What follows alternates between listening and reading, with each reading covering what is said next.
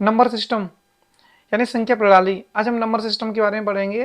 तो उसमें सबसे पहले है प्राकृतिक संख्याएं। प्राकृतिक संख्याएं 1 2 3 4। तो कोई चीज सामान वस्तु गिनने के लिए जिन अंकों का हम प्रयोग करते हैं वो प्राकृतिक संख्याएं कहलाती हैं। पूर्ण संख्याएं, ये जो प्राकृतिक संख्याओं बस जीरो और जुड़ी जाती है तो वो पूर्ण संख्याएं होती हैं, जैसे 0 1 2 3 4 एक्सेट्रा। पूर्णांक, तो 0 1 2 3 4 इनमें ऋणात्मक 1, ऋणात्मक 2, ऋणात्मक 3, ऋणात्मक 4, ये इसमें मतलब ऋणात्मक संख्याएं और जुड़ जाती हैं, तो ये क्या है, पूर्णांक। अच्छा, परमेय संख्याएं, परमेय संख्या वो होती हैं जिनको हम पी बटे क्यू के रूप में लिख सकते हैं, जैसे 1/4, 2/3, 5/7, ऋणात्मक 2, ऋणात्मक 3, 0 1 2। कहने का मतलब ये जो संख्या है इनको हम बटे के रूप में, पी बटे क्यू के रूप में लिख सकते हैं, जहां पर की इक्वल नॉट जीरो, यानी कि क्यू जो है बस जीरो के बराबर नहीं होना चाहिए। अपरमीय संख्या, अपरमीय संख्या √2, √3, √5, √7, √10 और ये पाई। तो अपरमीय संख्या वे संख्याएं होती हैं जिनको बस हम पी बटे क्यू के रूप में नहीं लिख सकते, मतलब साधारण भिन्न के रूप में हम नहीं लिख सकते। और सम संख्याएं, सम संख्याएं 2 4 6 8, सम संख्याएं वो जिनमें मतलब 2 से भाग चला जाए तो वो सम संख्याएं होती हैं। अच्छा, विषम संख्याएं जैसे 1 3 5 7 9 11 13 17 19, तो विषम संख्याएं वो होती हैं जिनमें 2 से भाग नहीं जाए तो वो सभी क्या है, विषम संख्याएं होती हैं। अच्छा, भाज्य संख्याएं, भाज्य संख्या 2, ये क्या, 4 6 8 9 15 28।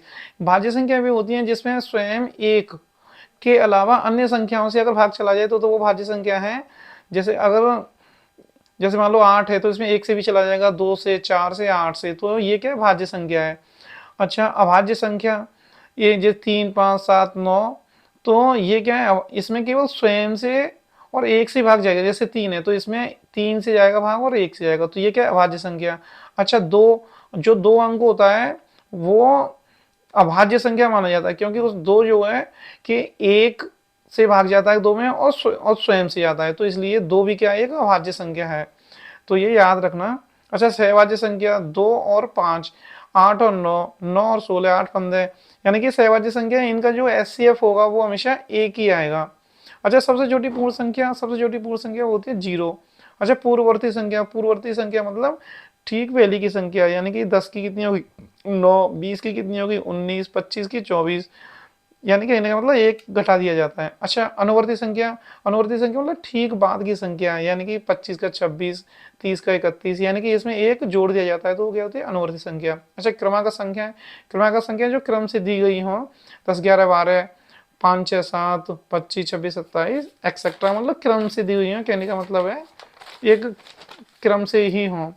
अच्छा, अंकित मान और अंकीय मान, तो यहाँ पे जैसे मैंने ये अंकित मान और अंकीय मान एक ही होता है, यहाँ पे मैंने संख्या दी है 8547, तो इसमें 5 का अंकीय मान क्या है, तो 5, कहने का मतलब है जो जिस अंक का पूछा है तो वही मान होता है। 4 का पूछते तो 4 ही होता, 7 का पूछते 7 होता। तो और स्थानीय मान, स्थानीय मान ये संख्या मैंने यहाँ पे ले ली है 8547, तो जैसे इसमें 5 का स्थानीय मान क्या है, तो इसमें 5 का स्थानीय मान है 500, क्योंकि ये इकाई सैकड़ा, यानी कि 5 गुणा 100, तो ये कितना है, ये 500।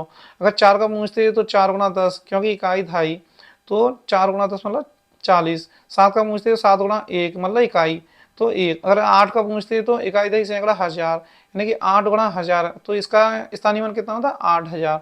मतलब कहने का है कि जो इकाई था ये सैकड़ा 1000, तो जिस स्थान पर होगा उससे हमें गुणा करना पड़ेगा उस।